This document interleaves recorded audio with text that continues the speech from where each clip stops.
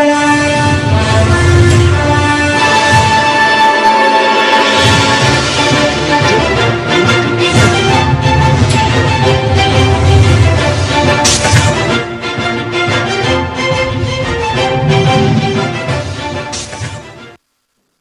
everyone, and welcome to the program. This is Sunday Politics on Channels Television. I'm Sean Kimaloye in Lagos. All may not be well in a seat of power, and at the corridors of the number one family, those are some of the signals coming to light. It first came late last week as a rumor of a face-off, and a tweet from the First Lady Aisha Buhari gave things away. Take a look at what she tweeted, and indicating her aides were arrested, asking the Inspector General of Police to intervene. Take a look at that. She's calling on the IGP to release assigned staff who are still, according to her, in the custody of the police in order to and putting their lives in danger of exposure to COVID-19 while in their custody. Some of the other tweets that the First Lady sent out indicated that she was warning about what may have been a confrontation over someone who just arrived around the State House because of COVID-19 and the fears that she had. But the presidency has been explaining the recent incident at the State House among some of the residents, which escalated, leading to the arrest of some staff by the police. And this is the statement from the President's Special Assistant on Media and Publicity, speaking for the President, Mr. Garabashew. He says the presidency wishes to acknowledge concerns expressed by several members of the public regarding the event. It describes the incident as a minor occurrence being used by some critics to justify attacks on the government and the person of President Muhammadu Buhari, which beggars relief. According to Mr. Shehu, the president in this particular instance says the law should be allowed to take its course.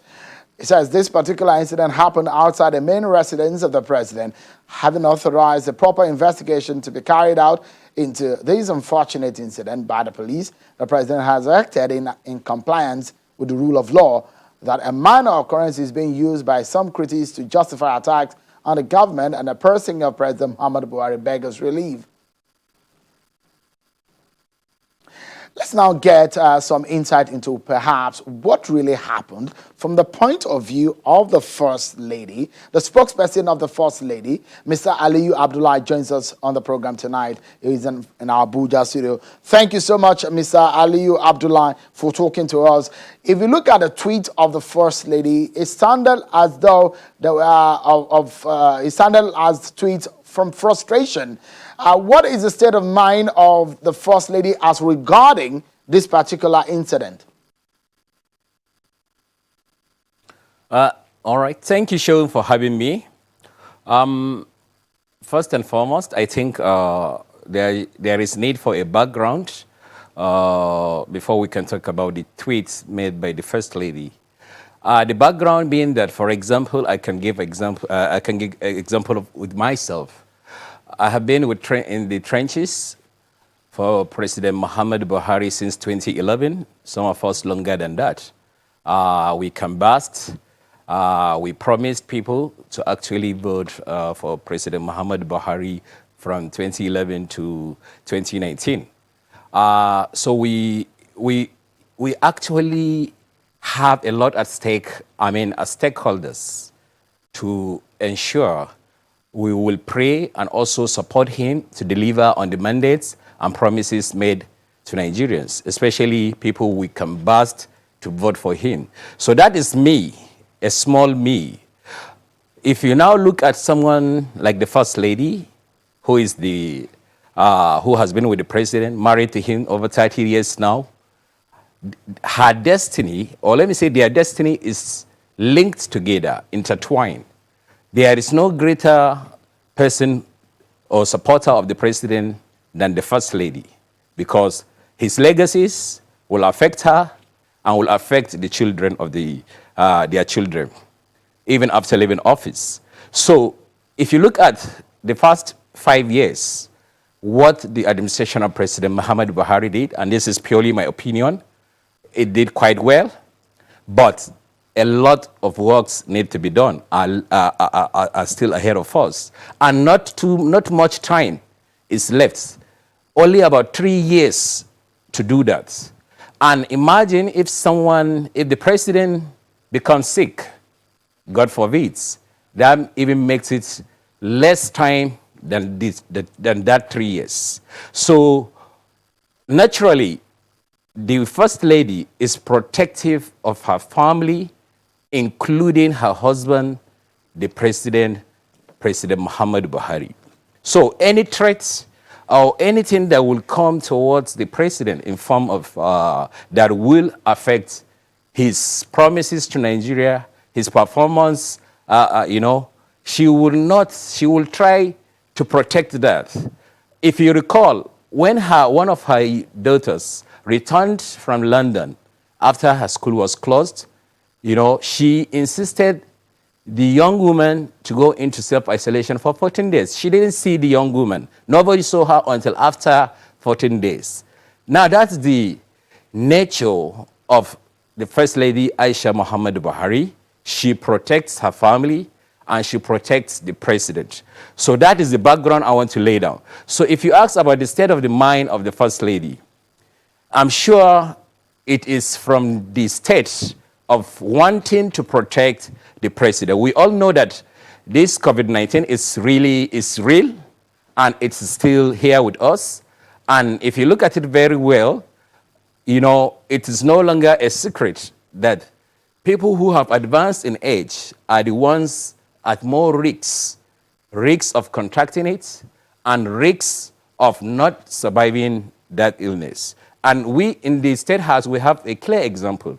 Our former Chief of Staff, late Mal Abakari, may God bless his soul, rest his soul, is a prime example for that. So if you look at the totality of that, it is not out of turn or out of the ordinary for the First Lady to insist that she protects her husband and her members of her family. All right. Now, So, even some of us, Mr. Abdullahi, we have not actually... Mr. Abdullahi, so let's get some of the questions on the minds of Nigerians. Since you're speaking for the First Lady and you are here with us, let's get some facts out there. And I'd like to ask you some very quick questions. Is it true that an aide to the president just returned to the State House?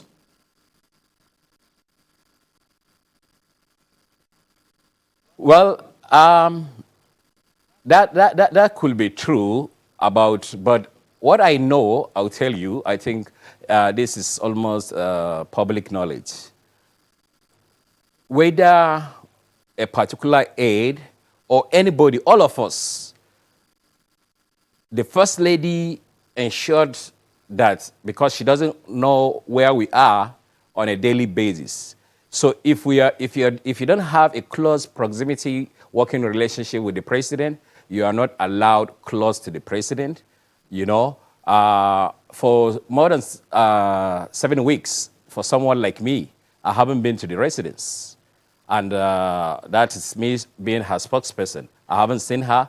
I don't go to the residence. So I think this applies to also all the other people working even on the side of the president. If I may quickly ask these questions also, Mr. Abdullah. Like I said, I wanted us to have some answers to some quick questions.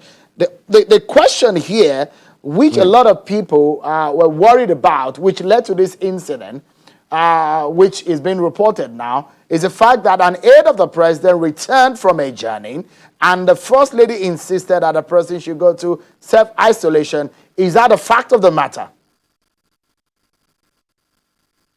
Yeah, it's a fact. So what led to the shooting? That's what I want to say. See, for the shooting, I don't want to comment on that. Number one, I was not there when the whole incident happened. I left the office around 2 p.m. That is the vicinity of the villa. You know me very well, Sheun.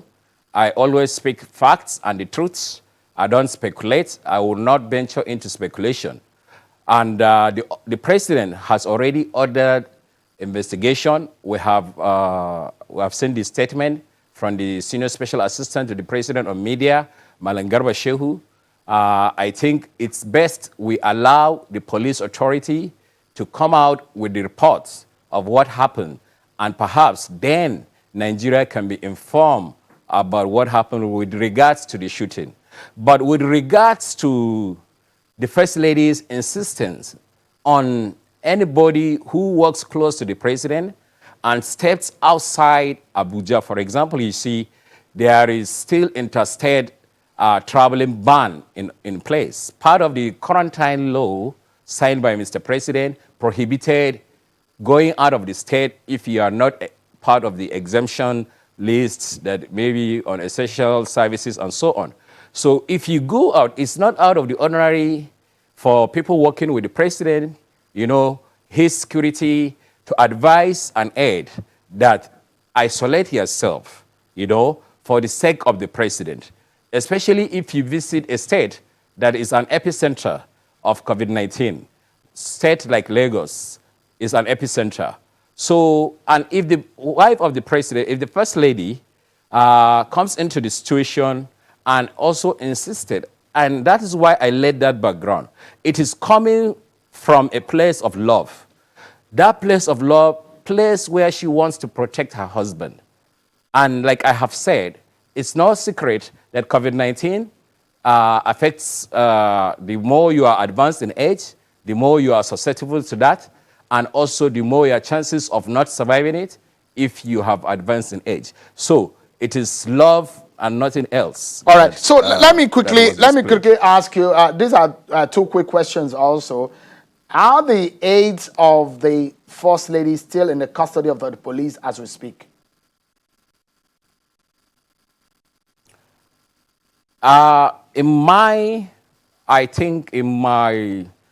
opinion, I think they are still in the custody of the police. So tell us also and clarify for us, the aide of the president in question, is any of his aide in the custody of the police too? I don't believe so. I don't know. The best answer is I should say I don't know, because I don't know everybody that is in the custody of the police, but I know since I work with the First Lady, I know that her security aides, the ADC, her escort commander, and other detachment of police that are attached to her office, they are in custody of the police. Can you tell us, is the First Lady unhappy about some of the things that are happening around her husband? Sheun, like what? Okay, so if I may ask you a direct question, is there a possibility of some people who may want things other than what the First Lady wants for her husband around the president? Although I have not really fully understood your question, but I will still give you. All right, so let me give you a background so that I can help. So let me give you a background so that you can answer the question rightly. So the First Lady has spoken out and spoken up about situation in the villa. And she's spoken about the cabal. She's spoken about issues that those who are benefiting from the office of our president are some people who did not work for the campaign. And she's also spoken up as regarding the performance from the office of her husband, saying that governance issues must be delivered. So I'm asking the question, it does look from the background you gave us that the wife of the president wants the good for the office of the president. So are there people around the president that the First Lady thinks they do not want as much good as she wants for her husband? Well, there are two sides to answering that question, Shegun. First, number one, the examples you gave are quite correct.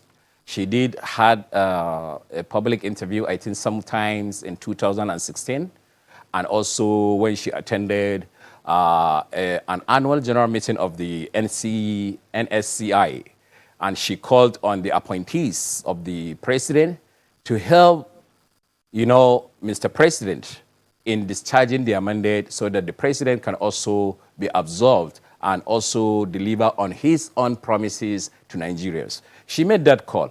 The First Lady everybody know in Nigeria, she means well always. And she always speak out until very recently. And because the reason why she has stopped speaking publicly now is because whenever she actually speak, people misconstrue or take her statement out of context. So, but she always meant well for the country, and her own agenda, or let me say, her own major focus is for this president to succeed and leave a lasting legacy so that she and her children can also have a bright future even after this administration is over. This is, you have to understand where the First Lady is always coming from.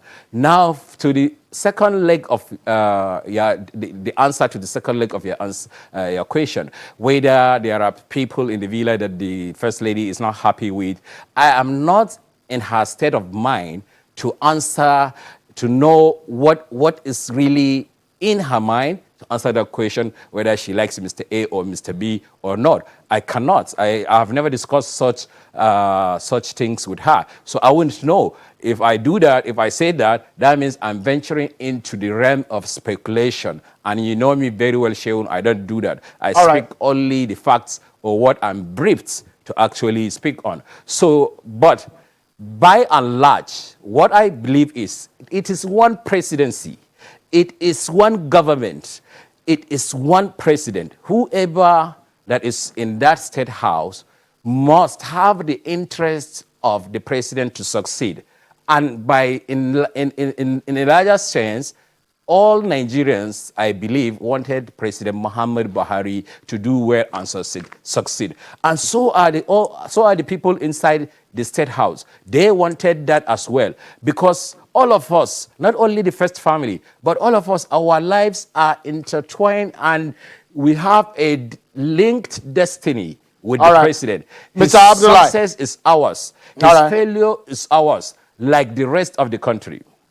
Mr. Ali Abdullah, spokesperson to the First Lady, Mrs. Aisha Buhari. Thank you so much, Mr. Abdullah, for your time tonight. I wish the First family well. Thank you for having me. Thank you. So let's switch gears now. In a matter of days, the political parties will go to the field for their primaries to elect candidates for the September governorship election in Edo State.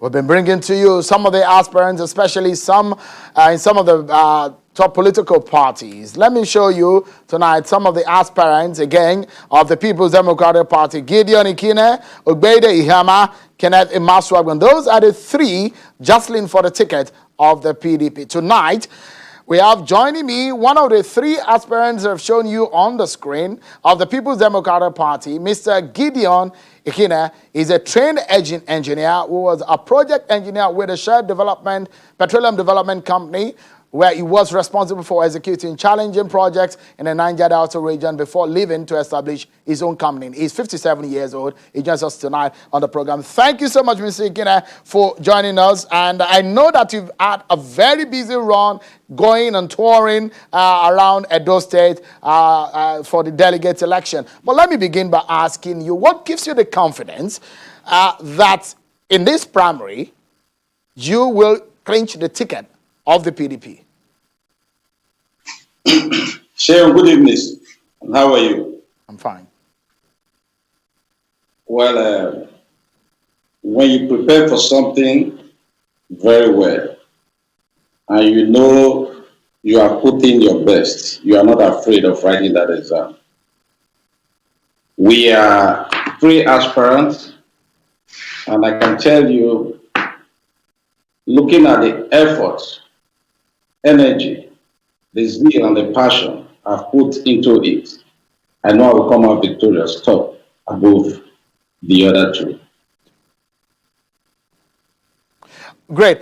We'll go on a break, but when we come back, we'll continue our conversation with you, especially in the heels of what is happening in the APC, which may affect what is happening in your party.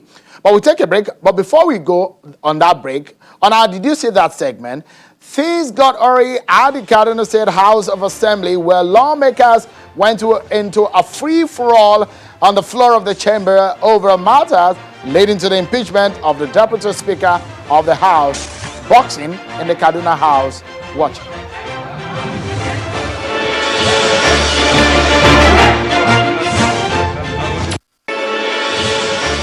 Governor of Edo State, Governor Obaseki, today met with the governor of Rivers State over the defection, of a rumored defection to the PDP after the disqualification from the primaries of the APC.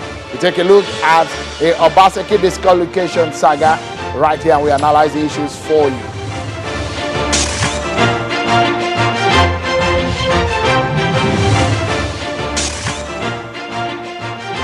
Welcome back, everyone. Don't forget to let us know what your views are on the issues that we're discussing tonight on the program. Twitter us on these handles that you can see right now on your screen. Hashtag Sunday Politics. The email for you to get your thoughts to us, it's at CTV, at politicstoday@channelstv.com. And those are the handles where you can Twitter us tonight.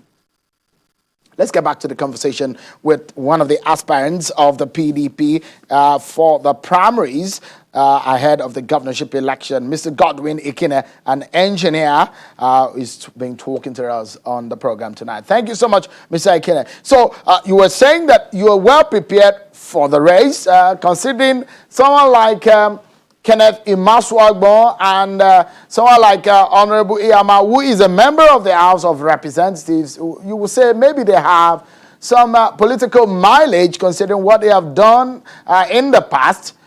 Do you have what people you can lay claims to as a political mileage also ahead of this race? I've been in PDP from inception. And in my senatorial zone, I was instrumental, or I'm instrumental, to the present emergence of our senator and the full House of Reps from my senatorial zone. I've contributed to the party immensely in the past, and I've been involved in politics right from time.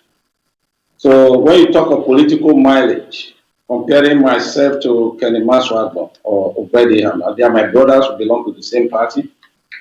I'm not about to look at their advantages or disadvantages, but when it comes to capacity, visionary leadership, I think I come on top above both of them, even with their preparation so far. So when it comes to, yes? Let me get your reaction to what is happening, because, of course, a politician will also look at what the opponents are doing to weigh in on what they are also doing. If we look at what is happening in the APC, Governor Obaseki is no longer in the APC race. But if you look at what we are saying, take a look at this, for example. There is a meeting with the governor of Rivers State, with Governor Obaseki.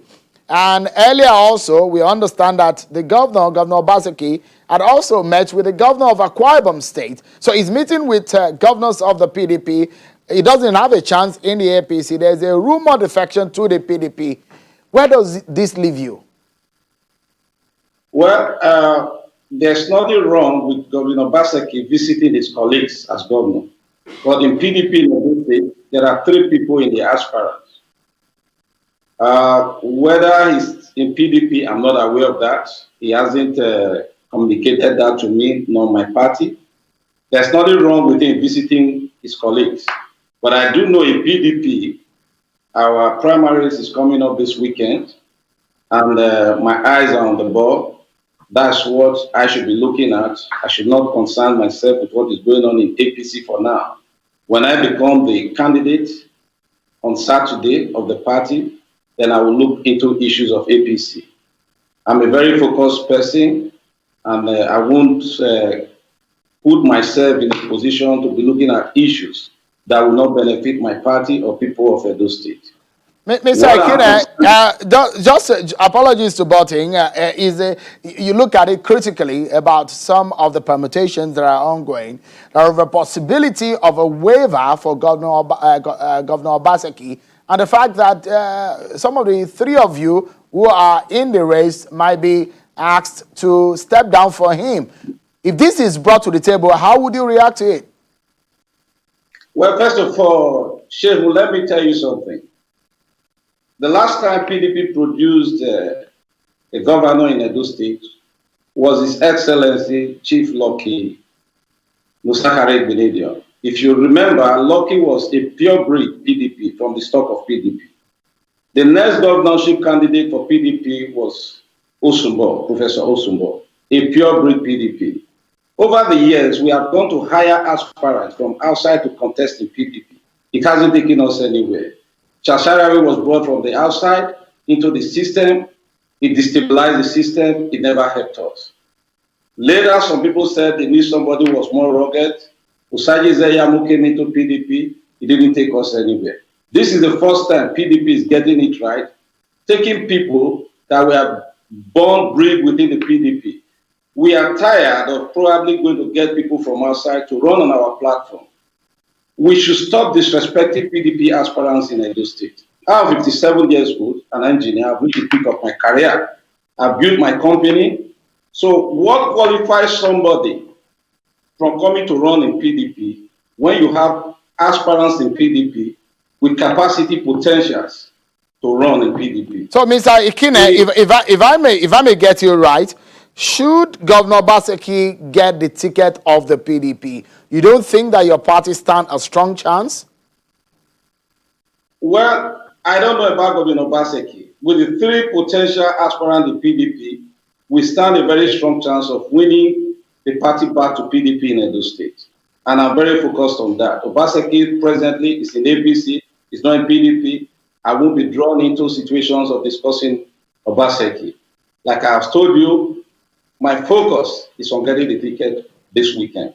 But you've not told me the question I asked earlier about the fact that how would you react should you be offered to step down for Godwin Obaseki? Should he eventually, according to the rumor that we are hearing, come into your party, the PDP?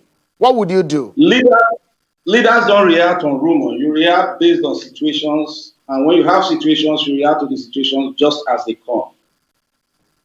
But what would you do? That's what we're asking. What would you do? Aren't you prepared for any possibility of that?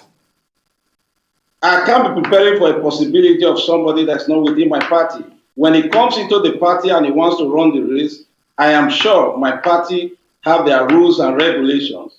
And I'm sure we have our guidelines for every election. And presently, I'm running on the guidelines that the party have put down. And there are no indications on the guideline giving room for somebody to come in at this time. Mr. Godwin Ikine, one of the aspirants of the PDP ahead of the primaries later this weekend. Thank you so much indeed, Mr. Ikine, and I wish you the very best as we prepare for the PDP primaries. Thank you indeed for talking to us tonight. Thank you. So let's get talking. We're still staying with Edo State, and we're looking deeper into the scenarios that were playing out last week. The APC screening committee disqualified Governor Godwin Obaseki from the Edo governorship primary over issues of a certificate. Yesterday, the appeals committee addressed the press, affirming the decision of the screening committee, and thereafter, the National Working Committee, headed by the national chairman, Adams Oshomale, of the APC, sealed it by making it official that Godwin Obaseki, the governor of Edo State, will not be seeking a re-election on the platform of the APC. Well, Governor Obaseki's colleagues in the All Progressives Congress APC have resolved to work towards strengthening fair and democratic internal party mechanism for the selection of party candidates, especially in respect of Edo and Ondo States 2020 governorship election. The All Progressives Governors Forum arrived at a decision during their teleconference meeting yesterday where they unanimously agreed to work for the unity of their party. Well, we hope that we will be able to speak with the chairman of the APC Governors Forum to give us insight into what they hope to do in the situation regarding Governor Godwin Obaseki. But today, the governor, Godwin Obaseki, was in Port Harcourt, the capital of Rivers State, where he met with the governor of Rivers State, Nyesom Wike, of the PDP, in a rumored plans to leave the APC for the PDP after the disqualification. We also understand now that he's met with the governor of Akwa Ibom State, Udom Emmanuel. What does this mean? Let's discuss what has become a major political conversation across the land involving Governor Godwin Obaseki. I have joining me from Abuja studio, Mr. Donald Oshikena. Is a former commissioner under the Adams Oshiomhole government in Edo State, and from Benin City is Honorable Osaibo Iyoha. Is the special advisor political to Governor Godwin Obaseki. Thank you so much, gentlemen, for coming on tonight. Let me begin with you, Honorable Yoa. How would you react to what has happened to your principal? And would you say he's been somewhat forced out of the APC, especially in the governorship primary race? When the landlord of a building, owner says that is the sole, is the person that is in possession of the certificate of occupancy, says that he no longer wants you in his house, what can you do? You have to seek accommodation elsewhere. So for us, the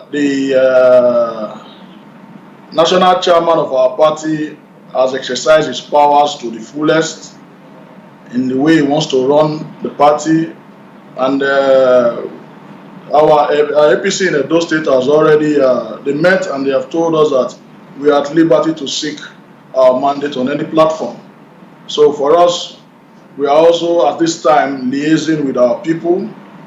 We are talking to our leaders and the stakeholders in the party, and very soon in the next couple of days we'll be able to come out with a position, and we will let Nigerians know.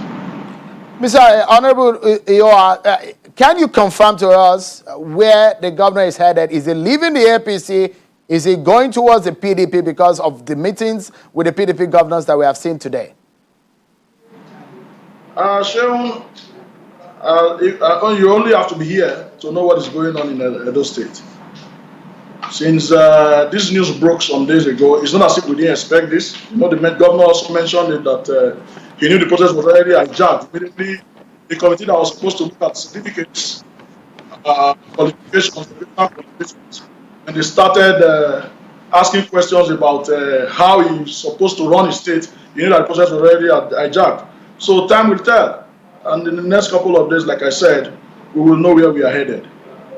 Let me go to Honorable Donald Oshikena from our Abuja studio.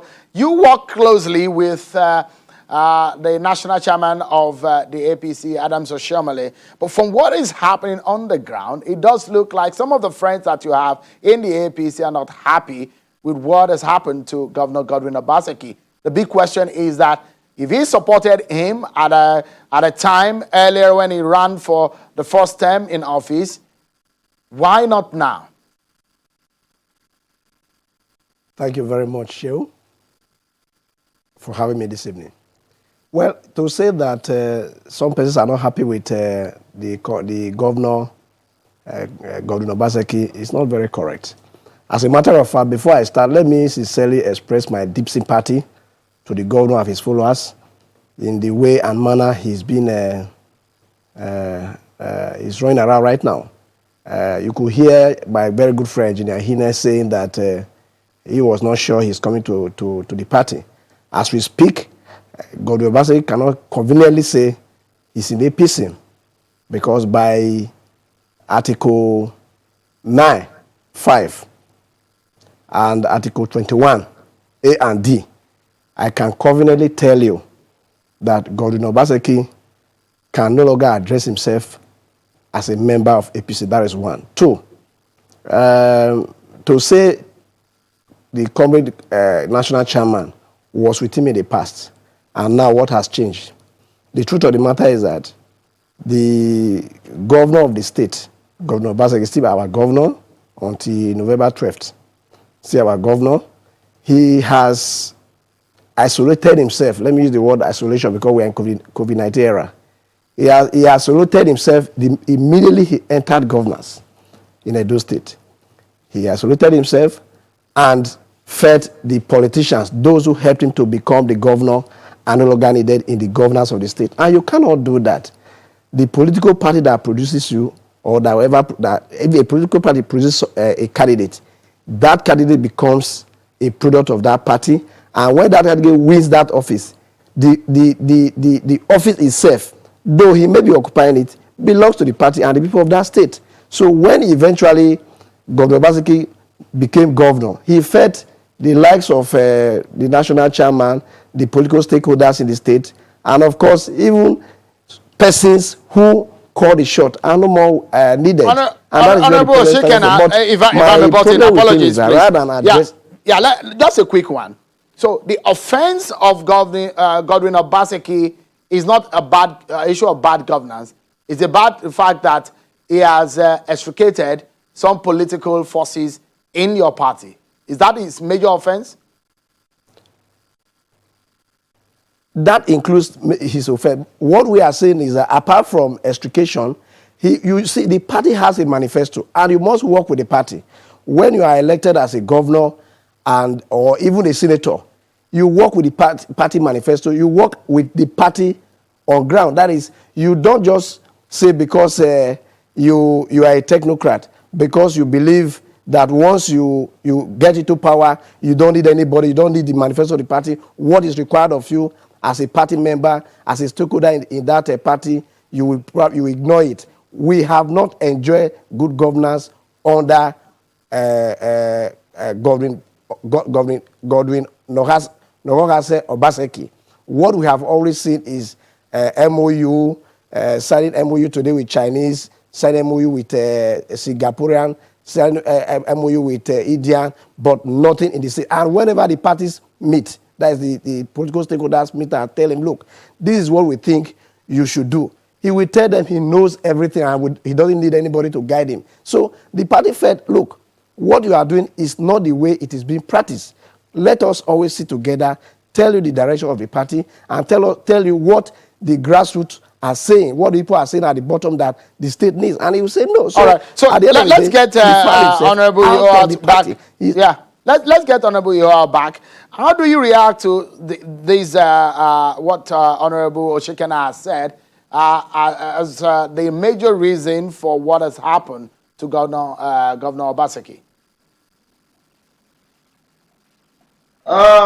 Sharon, for me, it would be nice if we would ask my brother over there the meaning of good governance, because in our parlance now, it looks as if good governance in political parlance means carry us along. And in Edo, the meaning of carry us along is bring the money, let us share it, at the expense of giving our people quality education, at the expense of infrastructural development. You understand? So at the expense of making the money that is available to give the people good living, just handing it over to this band of people. In the 21st century, it is a shame that people, politicians today, will come together and think that we can still do the same old things that we did and that put us in this kind of position that we are in today. It is a shame. It is very, very shameful. All right, Honorable Yoa. So, sorry, we need to go for another break. Let's take another break. Up next, after the break, we'll continue the conversation over the disqualification of Governor Obaseki and the overtures that he's having with some PDP governors. But is he headed for the PDP? We'll find out more and the future for Governor Obaseki after this break, everyone.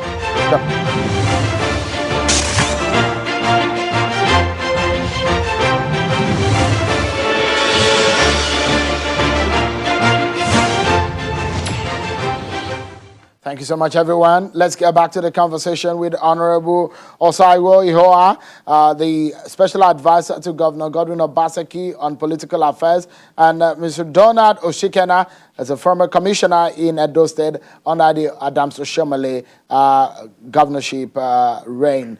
Thank you so much, gentlemen, for your time. Let me allow you to land on the thoughts you were on, Honorable Ihoa. And the big question is that, is your principal headed for the PDP? I'm sure. I don't think we should be in a hurry to. You saw the governor today. He's visiting his colleagues, and in a day or two we will know where we are headed. But it's very, very obvious that the national chairman has already, with his agenda, he has pushed the governor, since we can no longer contest under the platform of APC. he has pushed us out of the party. So very soon we are consulting, like I said a couple of minutes ago. So in next couple of days, we will know where we are at. Our people, members of the APC, as we speak, they were agitated 2 days ago when this news broke. But as at yesterday, they were celebrating. Everybody shouting freedom. And you know, Edo has a very, very large diaspora community. And our people have been calling to say the governor must contest. And we are working for the people. We are not working for the politicians. We are working for the people.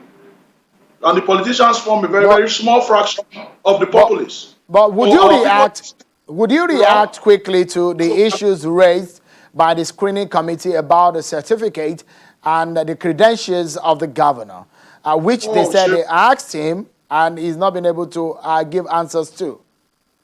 Hogwash. It's what we call hogwash. It is very, very clear that they were acting a script.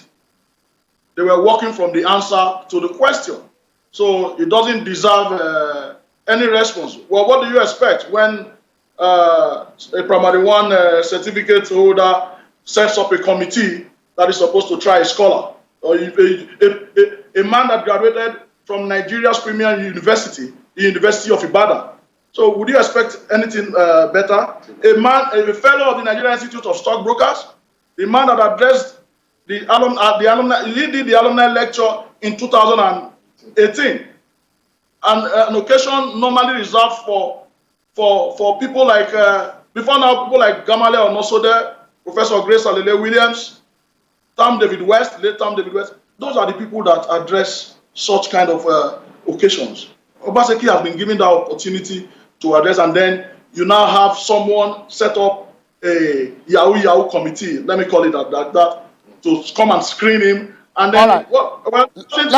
I'm not surprised, because this is why when you see people doing the video, they say the piper, he who pays the piper dictates the tone. All right, so let's hear from Honorable Oshikana. Honorable Oshikana, you heard what Honorable Yoha said, that this has been orchestrated from the very beginning, and that there's no truth in the issue of the certificate that has been brought up.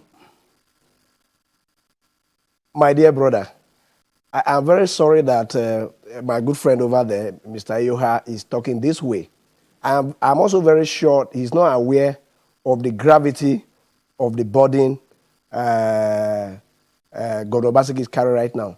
I like it what they are doing to a patient who has met with a clinician, and they are telling you have diabetics. Please take necessary steps to cure it.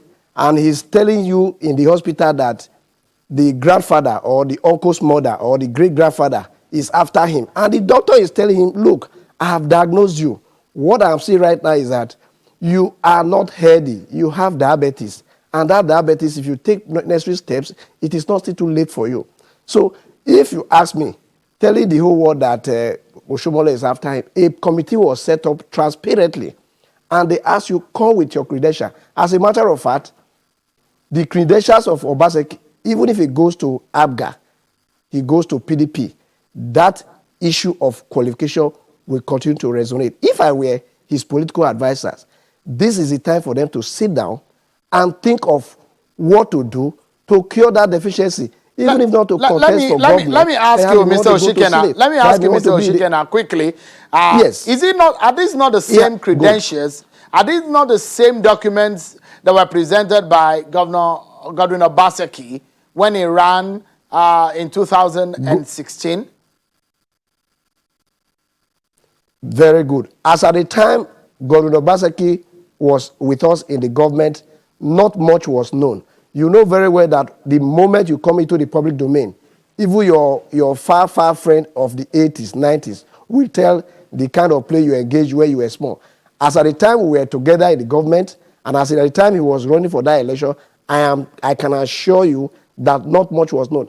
Do not forget that at the eve of the election, some of these things came up, and the PDP where he's running to now, if they will accept him, brought up that idea that Governor Obaseki has deficiency in his papers.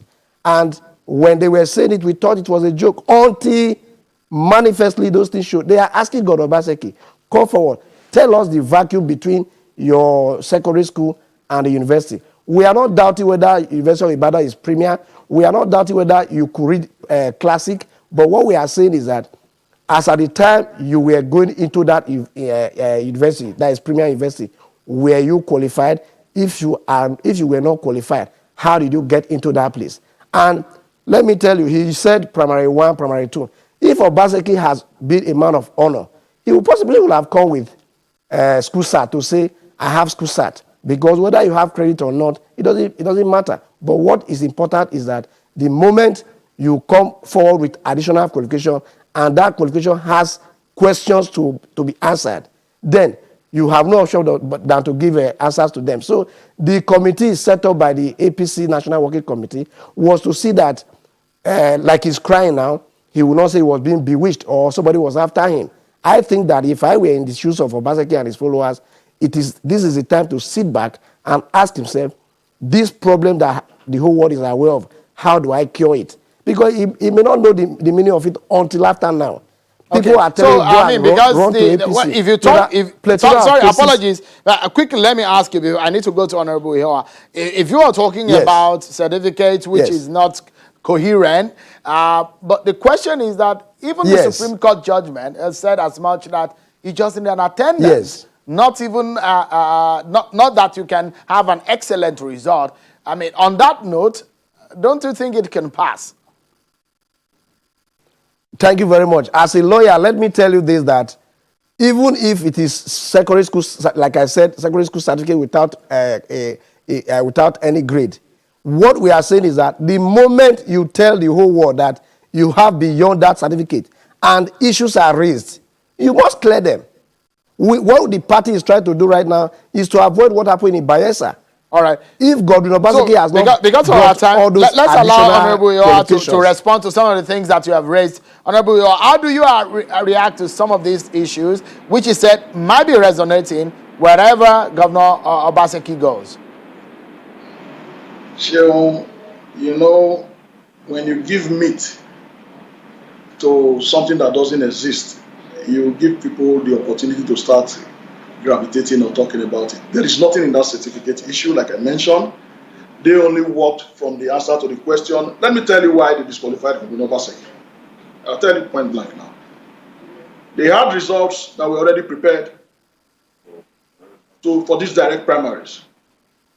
And somehow the results got leaked. And they couldn't get to that direct primaries because they know that the results have been leaked from their own stables. So they just looked for the easiest way out. And what would they have done? What could they have done? Is to go to judge's certificate and say that the man wasn't qualified.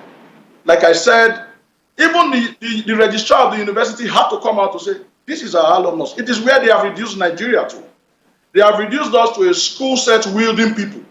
When we have professors, we have doctors, and we have people that have worked in all walks of life, that are people that have carved the niche for themselves in wherever they have worked. It is where they have reduced the Nigerian nation to. And if we are in this place today, we shouldn't be surprised about where we are. But I have news for them. Our population in Edo, we are highly educated and upwardly mobile. We are waiting for them to come elections so that we will see who the Edo people are with. Whether it's with Godwin Obaseki or it's with this group of about 100 people who are the usual suspects that are used to feeding on our... We are obviously out of time. Honorable Ihoa, the special advisor to Governor Godwin Obaseki on political affairs, thank you so much for your time tonight. And Mr. Donald Oshekena, a former commissioner in Edo State, thank you so much indeed for your time and your thoughts tonight. Thank you, Sean. But that's our show, everyone. Many thanks for watching. I'm Sean Kimbaloye. Enjoy the rest of your evening.